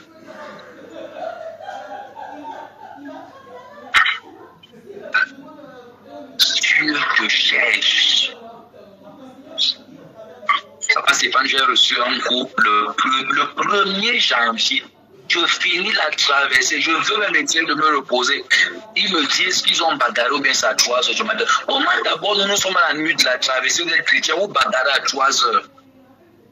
Finalement, je les reçois même. Et il commence à se disputer. Il avait promis, elle avait promis. J'ai dit, le diable. Et je leur ai dit, ok, cette année, est-ce que vous pouvez faire un concours? Ils sont restés calmes. De quel concours? Je leur ai dit, est-ce que vous pouvez faire un concours de qui donne le mieux les paroles valorisantes à l'autre? Est-ce que vous pouvez faire un concours de qui offre mieux les cadeaux à l'autre? Est-ce que vous pouvez faire le concours de qui parle le plus avec douceur à l'autre? Est-ce que vous pouvez faire une compétition de qui devient plus humble que l'autre? Parce que vous voyez, vous avez le choix sur ce sur quoi vous pouvez fonder votre attention. Mais vous avez toujours choisi de mettre toute votre attention sur des querelles, sur des batailles, sur des disputes. Vous avez le choix de prier pour des âmes. Ce frère qui vous a blessé, cette soeur qui vous a attristé, cette personne qui a commis. Vous avez eu le choix de prier pour la personne, mais vous ne l'avez pas fait. Vous avez choisi de casser la personne, de mal parler de la personne, de juger, de condamner la personne. Il n'y a pas de repos, il n'y a pas de vrai pâturage pour des enfants de Dieu, que Dieu ne connaît pas par leur nom. Lorsque vous êtes à l'église, permettez mon langage, et que vous êtes inutile pour l'évangile, Dieu ne vous connaît pas. Dieu ne vous connaît pas. Papa Stéphane, une personne à l'église, tu connais très bien le bien-aimé, alors il a décidé de prendre le loyer de l'église toutes les années. Et en fin d'année, j'étais en train de prier pour cette personne à l'église. J'ai dit, mais Seigneur, pourquoi ils ne changent pas de dimension? Pourquoi ils sont restés avec moi aussi longtemps et je prie pour eux? Pourquoi rien ne change? Et le Seigneur m'a dit, c'est parce qu'ils ne font rien. Il m'a dit, telle personne qui paie le loyer, il amasse les bénédictions de tous ceux qui devaient participer à ce loyer. J'ai dit, oh, et je l'ai appelé, il est venu, il m'a dit que t'as dit, voici l'argent pour le loyer de toutes ces années. Je lui ai dit, je ne peux pas toucher ça avec mes mains. Je lui ai dit, non. Soit à partir d'aujourd'hui, soit tu payes le quart. Et moi-même, je donne ma part dedans. En une année, la personne s'est retrouvée en train de bâtir une maison. De près, papa, c'est pas, nous sommes allés prier pour la maison. La maison est à près de 140 millions de francs CFA. Diriger simultanément 3 projets de l'État, parmi lesquels l'un des projets de la présidente de la République a des budgets en termes de milliards. Il est en train de vouloir acquérir le terrain de l'église seul. Le Seigneur m'a dit que je n'accepte pas ça. Non pas parce que c'est une mauvaise personne. Loin de là. C'est parce que l'œuvre du Seigneur est faite de sorte que tout le monde puisse y participer et être béni. Lorsque c'est une seule personne qui s'occupe de l'œuvre du Seigneur, vous allez remarquer que les bénédictions ne vont que vers la direction de la personne. Et ainsi qu'on a des gens qui sont là depuis des années à l'église, mais du fait qu'ils ne sont pas utile à Dieu pour son œuvre. Des personnes sont venues derrière eux. Ils ont été bénis avant eux. Et ils ont toujours le même refrain, toujours la même raison. Papa, je n'ai pas. Papa, je ne pas. Papa, je ne pas. Papa, je ne pas. Des fois, tu as même beaucoup de compassion pour eux. Tu dis, Seigneur, mais j'ai prié pour cette soeur. J'ai prié pour ce frère. Il aime le Seigneur. Oh, il sait pourquoi tu ne. Des fois, c'est jusqu'à ce que le Seigneur te montre qu'en fait, tout ce qu'il fait, c'est pour finalement avoir son mariage. Tout ce qu'il fait là, c'est pour finalement avoir son travail. J'ai envie de te poser une question. Si le Seigneur te prend ton travail maintenant, là où je suis en train de te prêcher, que tu n'as plus le salaire, tu n'as plus tous ces avantages que tu as, est-ce que tu peux le servir pendant 5 ans sans travail, sans salaire, sans mari, sans femme? Est-ce que tu peux? Est-ce que tu peux être honnête de me dire que si tu sers Dieu aujourd'hui, c'est parce que tu l'aimes et non pas parce qu'il te donne tout ce que tu veux qu'il te donne? Est-ce que Dieu peut oser te tester comme il a testé Job? Est-ce que Dieu peut prendre ton mari? Est-ce que Dieu peut prendre ta femme? Est-ce qu'il peut te séparer de tes enfants et tu continues à l'aimer? Es-tu sûr et certain qu'à l'heure où je te parle, tu ne sais pas Dieu parce qu'il t'a béni?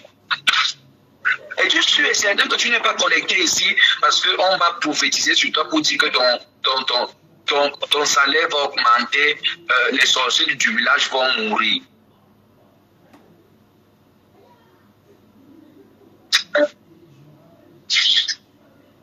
Est-ce que si Dieu cherche des intercesseurs, est-ce qu'il peut te trouver?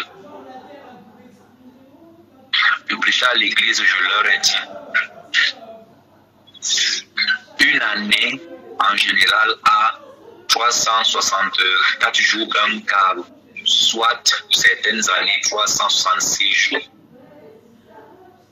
Et je pense que nous avons 52 semaines, quelque chose par là. Je ne sais pas combien de mois. Je ne sais pas si c'est 52, oui, c'est 12 mois, 52 semaines. Et je disais aux gens, plusieurs personnes, et permettez-moi, je vais commencer à sortir par là, plusieurs personnes n'ont pas compris Dieu. Dieu est un Dieu d'alliance, il n'est pas un Dieu d'action. Les actions avec Dieu ne représentent rien lorsque ces actions ne deviennent pas une habitude. Vous savez, si vous devez à une personne 500 000 et que chaque mois vous donnez 10 000 à la personne, c'est vrai que vous lui donnez de l'argent chaque mois, mais la somme que vous lui donnez tous les mois ne permet pas à ce que votre dette diminue considérablement. Certains parmi vous, votre problème, c'est que vous estimez que parce que vous avez fait 21 jours de jeûne et de prière au mois de janvier, Dieu doit vous bénir toute l'année en fonction des 21 jours de prière. C'est-à-dire que même si après vous ne priez plus, même si après vous ne jeûnez plus, Seigneur, j'ai quand même fait l'effort, j'ai fait mon maximum. 21 jours, ce n'est pas petit. Je vous dis que j'ai jeûné 21 jours, je vous dis.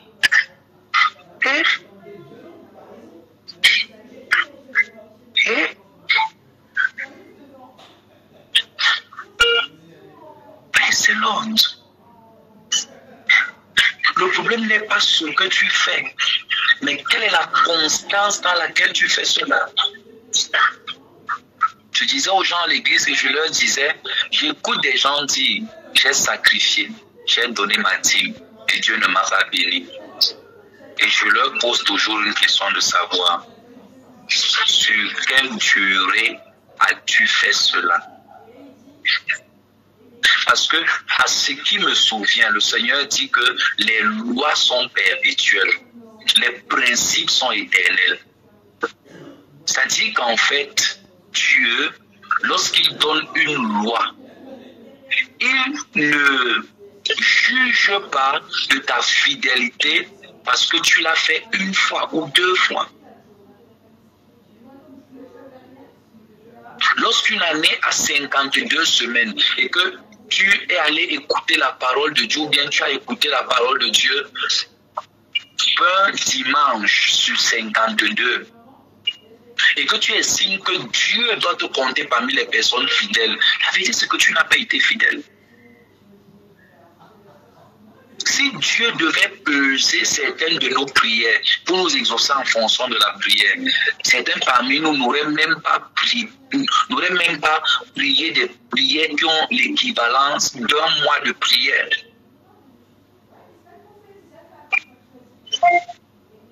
Je vous dis la vérité.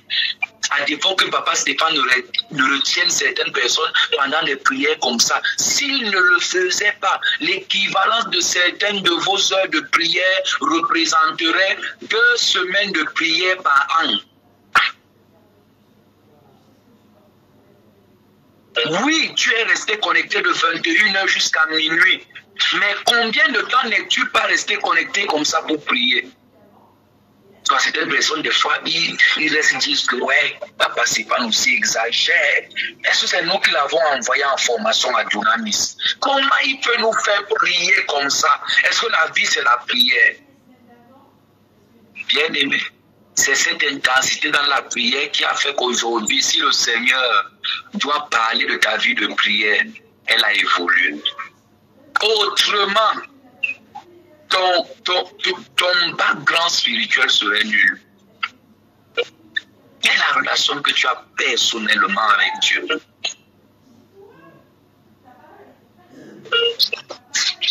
Un jour, je suis arrivé à l'église et pendant que j'étais à distance, j'écoutais des bien-aimés qui conduisaient le temps d'intercession.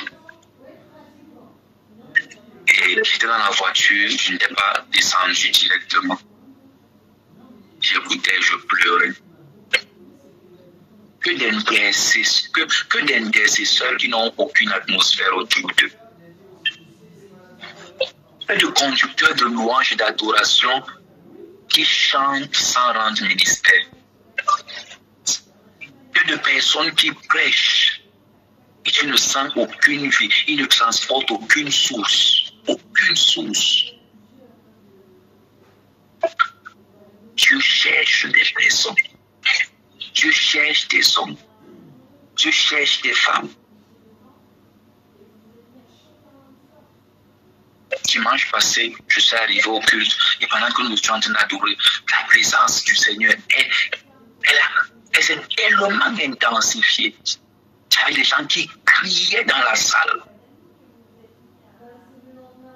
Quelle est la dernière fois que tu as expérimenté cette gloire de Dieu où tu te mets à genoux dans ta chambre et sa gloire entre et elle est insoutenable pour certains parmi vous, ça fait des années. Des années. Certains parmi vous, sans que vous n'en fassiez un cinéma, la dernière fois que vous avez été dans la présence du Seigneur et vous avez pleuré, ça date. Aujourd'hui, vous ne pleurez qu'à cause du gourmand.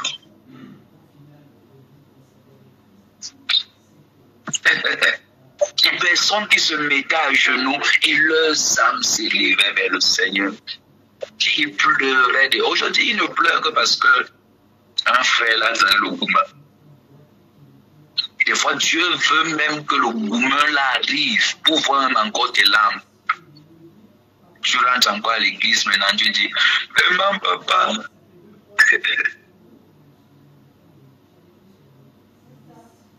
Dieu te cherche. Il te cherche à l'intercession, il ne te trouve pas.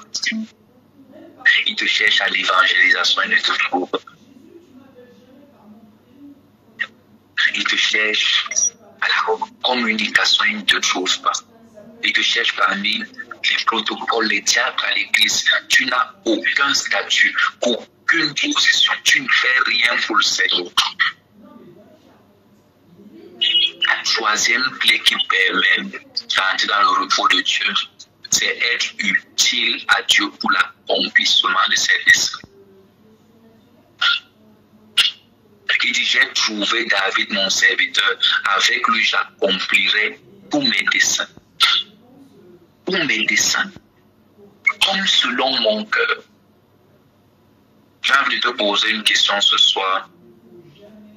Aide-moi à poser cette question à ton voisin. Qu'est-ce que Dieu peut faire avec toi?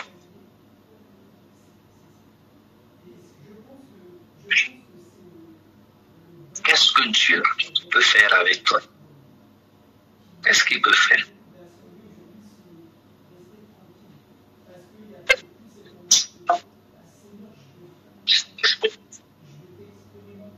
J'ai reçu un jeune garçon et je priais pour lui parce que, à des concours de circonstances, il est devenu homosexuel. j'avais appris la nouvelle, ça faisait plusieurs mois à l'église. Je ne l'avais jamais interpellé par rapport à ça. Alors finalement, le jour où le Seigneur m'a demandé de le recevoir, je l'ai reçu. Et heureusement pour lui, ce jour, il m'a trouvé, j'étais en prière, il y avait une forte atmosphère dans la salle. Et puis il s'est assis, pendant qu'il s'est assis, j'ai continué à prier, j'ai prié encore 50 minutes avant d'échanger avec lui. Quand j'ai ouvert mes yeux, j'ai découvert qu'il était en train de pleurer à chaudes larmes. Je lui ai dit, pourquoi tu pleures?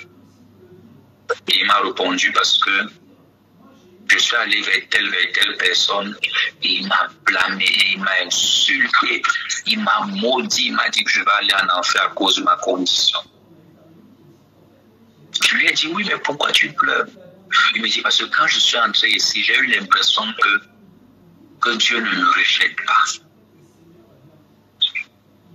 Et j'ai compris pourquoi avant que le Seigneur Jésus ne guérisse quelqu'un, il était toujours écrit ému de compassion. L'une des raisons pour laquelle le Seigneur ne parvient plus à faire quoi que ce soit avec vous, c'est parce que vous n'avez plus de compassion pour personne. Vous voyez des gens en train de souffrir, ça vous laisse à 37. Vous voyez le foyer de ce frère qui est en train d'être détruit. La seule chose que vous pouvez faire, c'est de mal parler. Vous voyez cette sœur qui est malade, affligée. C'est vous qui le partagez à tout le monde. Et vous dites que si elle est malade, c'est à cause de ses péchés. Vous avez perdu la compassion. Les âmes meurent. Les hommes se droguent. Aucune compassion. La seule chose qui vous intéresse, c'est ce que vous allez avoir. Bien-aimés, où sont les intercesseurs? Où sont les intercesseurs? J'aimerais te parler ce soir, toi qui es connecté. Qu'est-ce que Dieu peut faire avec toi? Papa Stéphane, un jour je l'ai écouté prêcher un message qui m'a bouleversé. Je pense que je l'avais enregistré, je le réécoutais dernièrement, il parlait de la dédicace. Si il faut tenir compte de l'état de ta vie, qu'est-ce que Dieu peut faire avec l'état de cette vie? Toi, ta vie est comme un vase. Mais j'ai une question. Si on donnait ce vase au Seigneur, à quoi lui serait-il utile? Certains parmi vous, vous êtes devenus des vases à l'intérieur desquels il y a de l'amertume. Lorsqu'une personne s'approche de vous, il a mal. Tellement vous êtes devenus amers. Certains parmi vous, vous êtes devenus des vases de méchanceté. Lorsqu'on s'approche de vous, on ne ressent pas l'amour de Dieu. Tout ce qu'on ressent, c'est de la méchanceté. Certains parmi vous, vous êtes devenus des vases d'impureté.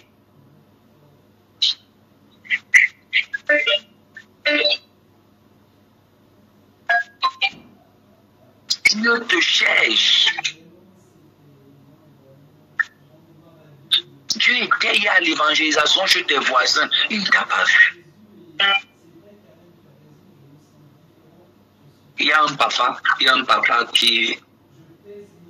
train de passer par des saisons très difficiles au Cameroun, un des papas du Cameroun.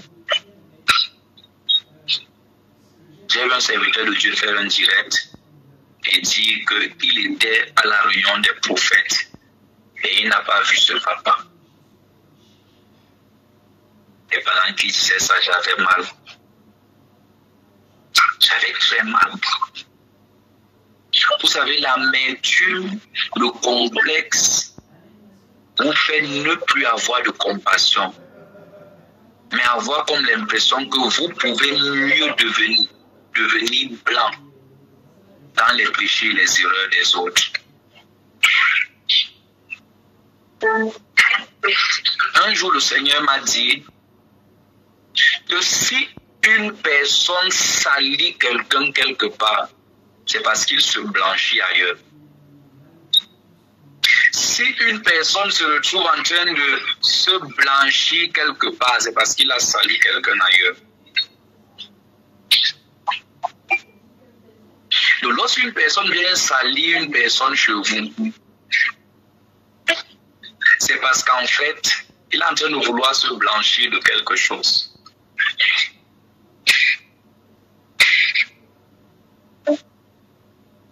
Qu'est-ce que Dieu peut faire avec ta vie? Pose-toi cette question aujourd'hui. Qu'est-ce que Dieu peut faire avec ta vie? Regarde ta vie, regarde ta vie. Dieu est dans la foi, ça fait 8 ans. L'église n'a pas grandi. La morale ne s'est pas améliorée. Les intercesseurs n'ont pas grandi dans la prière. Si le pasteur n'est pas là, si les personnes qui ont l'habitude d'intercéder ne sont pas là, on a l'impression que vous êtes en train de jouer aux claquettes. Une personne, lorsqu'il prie, j'arrive de savoir, est-ce qu'il prie ou bien il t'agace? Il est en manipulant le téléphone. Les chrétiens modernes.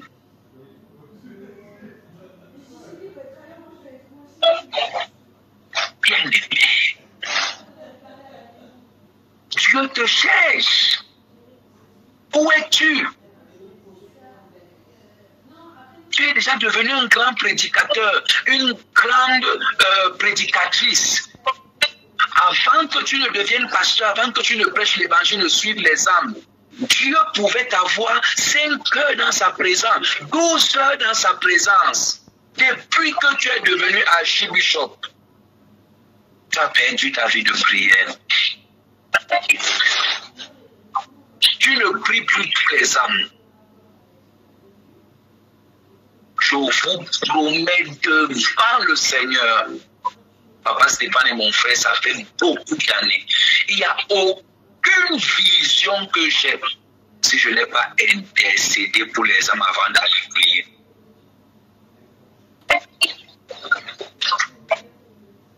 J'ai une vie de prière qui est telle que des fois je suis assis, je cause avec ma maman biologique et je coupe la conversation. Je ferme les yeux, je commence à prier. Vous savez pourquoi? Parce qu'à l'instant, tu es en train de me parler de quelqu'un. L'une des raisons pour lesquelles vous pouvez me réveiller, et par la grâce du Seigneur, je vous rends ministère, c'est parce que je passe ma vie à dire, oh Dieu, oh Dieu, oh Dieu. Telle personne est sur le point de divorcer. Oh Dieu, telle personne n'est pas en bonne santé. Oh Dieu, telle personne a encore eu des attaques. Oh Dieu, telle personne a encore perdu son emploi. Oh Seigneur, j'ai vu telle personne très triste à l'église. Un jour, je venais de finir un service, Papa Stéphane, et j'avais libéré les gens, ils étaient rentrés.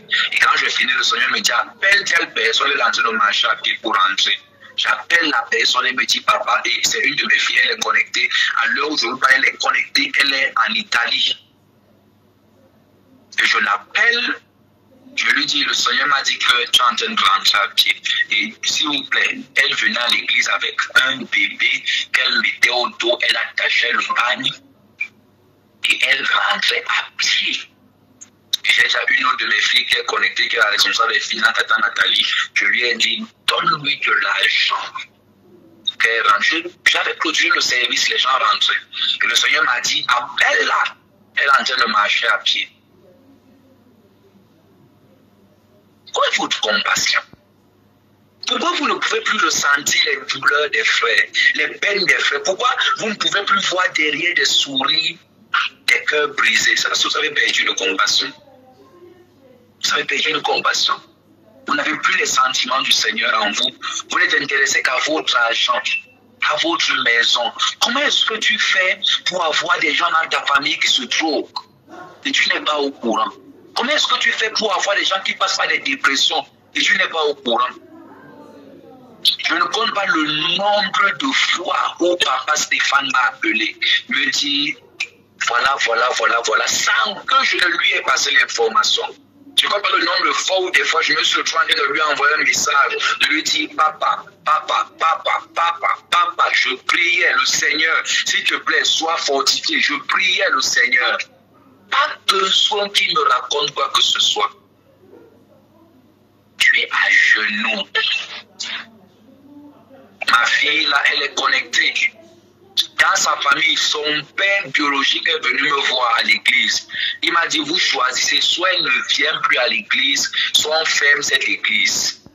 Je suis rentré, j'ai prié, le Seigneur m'a dit, dis-lui de venir. Je l'ai appelé, il dit, il faut venir. Lorsqu'elle faisait ses papiers pour l'Italie, c'était par prophétie à l'église. Elle est connectée, elle peut témoigner. Je lui ai dit, le Seigneur m'a dit, il ouvre les portes de l'Europe pour toi. Et personne n'a cru. Alors lorsqu'elle a commencé les démarches se sont arrêtées à un moment. Et sa tante qui voulait la prendre lui a dit que c'était plus possible qu'elle continue les démarches parce qu'on lui avait dit qu'elle était têtue à l'église et tout. Et je lui ai dit, tu sais ce que le Seigneur dit, personne ne peut le changer. Elle est allée miraculeusement en Italie. Dernièrement, j'étais en train de bénir le Seigneur pour sa vie, parce que vous savez, de toutes les personnes qui ont voyagé à l'église, je pense qu'il y en a près de 33 qui ont voyagé entre 2022 et 2023, 33 personnes. Et vous savez ce dont je me suis rendu compte? Je me suis rendu compte que c'est la seule, depuis qu'elle a voyagé, qui s'est levée un matin m'a dit, papa, je vais faire telle chose pour le Seigneur. Et de toutes les personnes qui ont voyagé, je crois qu'elle fait partie des plus jeunes. À l'église, elle était la plus...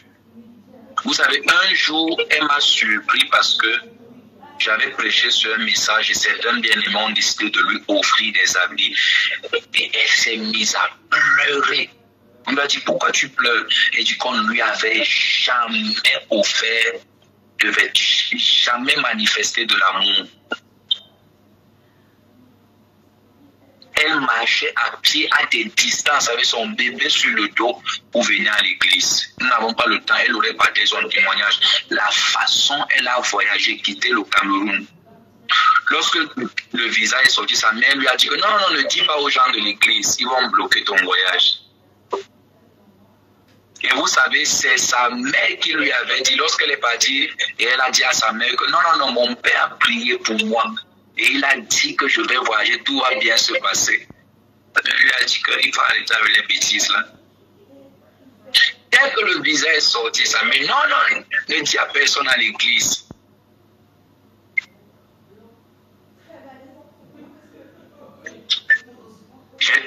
J'ai pas envie de dire quelque chose de blessant, mais je sais qu'elle ne sera pas blessée par ça.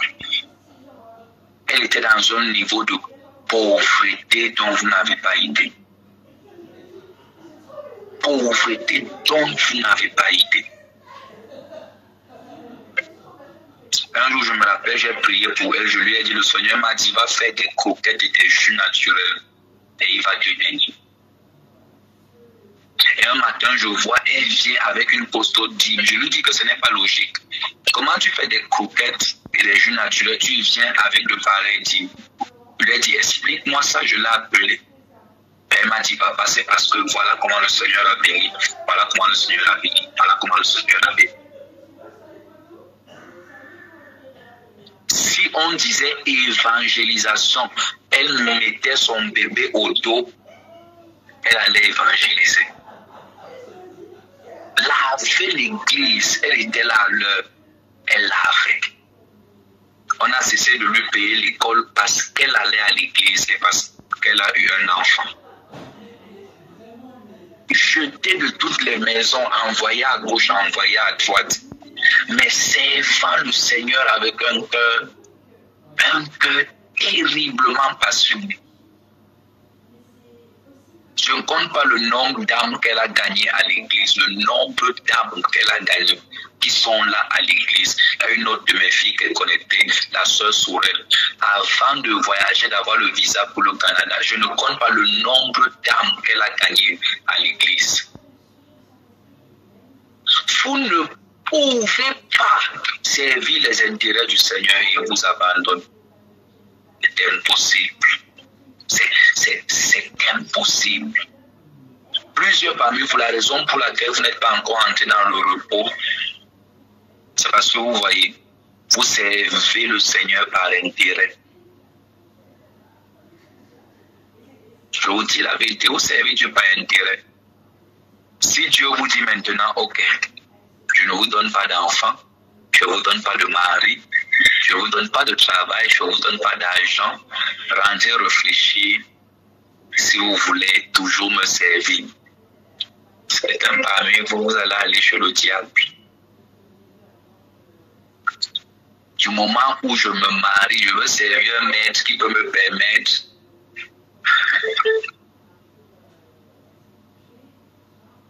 presque. Je te cherche. Où es-tu? Quelle est la dernière fois que tu as intercédé toute une journée pour les pasteurs de ton pays? Et vous savez que les pasteurs ne le disent pas souvent, mais ils passent par des difficultés avec des majuscules.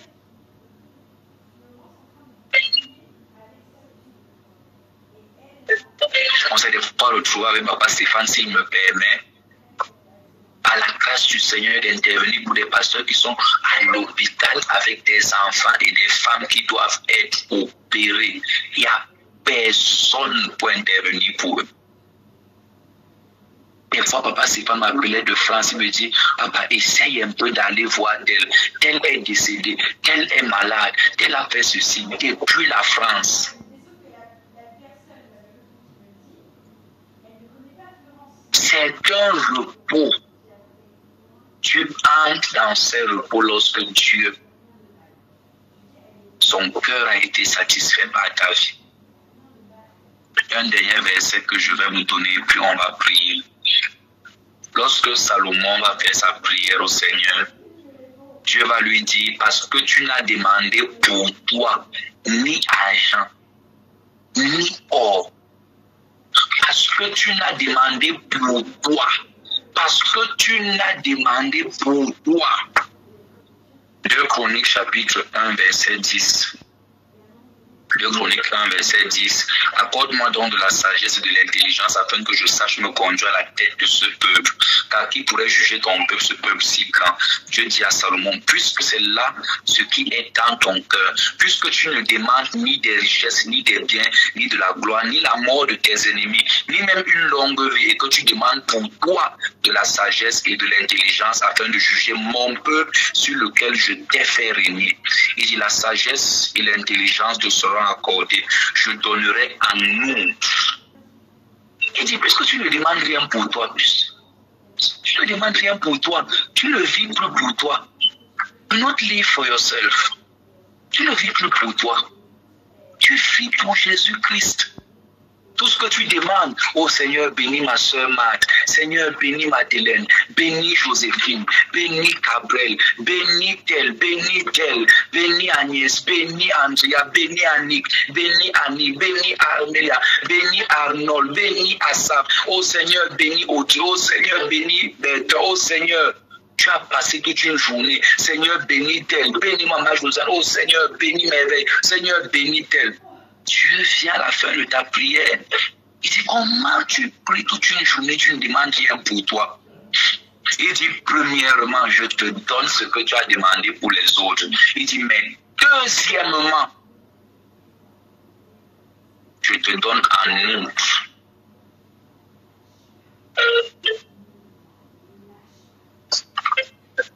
Verset 4. Prenons ce dernier verset. Parce que Stéphane m'a enseigné comme bon prédicateur conclu 5 fois.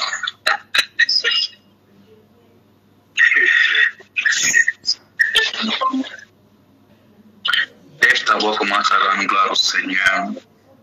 Shadi kanda sodia fala keleke sunte praate. Shabata krate kosu se fele dia. Manda kadala bala supala dia. Ande krotokosu fele dia. Mantra dia karababa le shatalava. Lève ta voix et dis Seigneur, s'il te plaît, trouve-moi. Simando sate ke prakata. Shanine nesusale ke praadia. Allons-y dans 1 Corinthiens chapitre 4 verset 1. La version lui seconde dit dispensateur. La version Semeur, Alfred Cohen dit administrateur. Mais prenons néanmoins la version Louis II. Shabala 1 Corinthiens, chapitre 4, verset 1. Il dit ainsi qu'on nous regarde comme des serviteurs de Christ et des dispensateurs des mystères de Dieu. Du reste, ce qu'on demande des dispensateurs, c'est que chacun soit trouvé fidèle. Je pense que la version Alfred Cohen, parole de vie, la version Semeur dit un administrateur des biens de Dieu. Un administrateur des biens de Dieu. Il dit, du reste, ce qu'on demande d'un administrateur, bien d'un dispensateur, c'est que chacun soit trouvé fidèle. Il dit, pour moi, il m'importe fort peu d'être jugé par vous ou par un tribunal humain. Je ne me juge non pas plus moi-même, car je me sens coupable de rien. Mais ce n'est pas pour cela que je suis justifié. Celui qui me juge, c'est le Seigneur. C'est pourquoi c'est pourquoi ne juger ni de rien avant le temps, jusqu'à ce que vienne le Seigneur qui mettra en lumière ce qui est caché dans les ténèbres et qui manifestera les desseins des cœurs. Il dit, alors chacun recevra de Dieu la louange qui lui sera due. C'est à cause de vous, frères, que j'ai fait de ces choses une application à ma personne et à celle d'Apollos, afin que vous appreniez en nos personnes à ne pas aller au-delà de ce qui est écrit, et que nul de vous ne conçoive de l'orgueil en faveur de l'un contre l'autre. Car qui est ce qui te distingue? Qu'as-tu que tu n'aies reçu? Et si tu l'as reçu, pourquoi te glorifies-tu comme si tu ne l'avais pas reçu? Il dit, déjà vous êtes rassasiés, déjà vous êtes riches. Sans nous, vous avez commencé à régner. Et puissiez-vous régner en effet, afin que nous aussi, nous régnions avec vous. Car Dieu, il dit, car Dieu, me semble, a fait de nous apôtres des derniers, les derniers des hommes, des condamnés à mort, en quelque sorte, puisque nous avons été en spectacle au monde, aux anges et aux hommes. Nous sommes fous à cause de Christ. Mais vous êtes sages en Christ. Nous sommes faibles, mais vous êtes forts. Vous êtes honorés, et nous sommes méprisés. Jusqu'à cette heure, nous souffrons de la faim, de la soif, de la nudité. Nous sommes maltraités, errants ça et là. Nous nous fatiguons à travailler de nos propres mains. Injuriés, nous bénissons. Persécutés, nous supportons. Calomniés, nous parlons avec bonté. Nous sommes devenus comme des balayus du monde, le rebut de tous jusqu'à maintenant. Il dit, ce n'est pas pour vous faire honte que j'écris ces choses, mais je vous avertis comme mes enfants bien-aimés. Car quand vous auriez 10 000 maîtres en Christ, vous n'avez cependant pas plusieurs pères, puisque c'est moi qui vous ai engendré en Jésus-Christ par l'évangile. Je vous en conjure donc, soyez mes imitateurs. Que Dieu vous bénisse abondamment. Amen. Amen. Wow. Amen. Wow. Est-ce que là où tu es, tu peux acclamer et célébrer le Seigneur? Amen. Amen. Tu peux acclamer et célébrer le Seigneur. Wow. Wow. Célèbre le Seigneur, dis merci au Seigneur pour sa parole. Célèbre le Seigneur, dis-lui merci pour la qualité de la parole que nous avons reçue. Wow. N'hésitez pas à liker, à partager la chaîne et à vous abonner. Soyez bénis.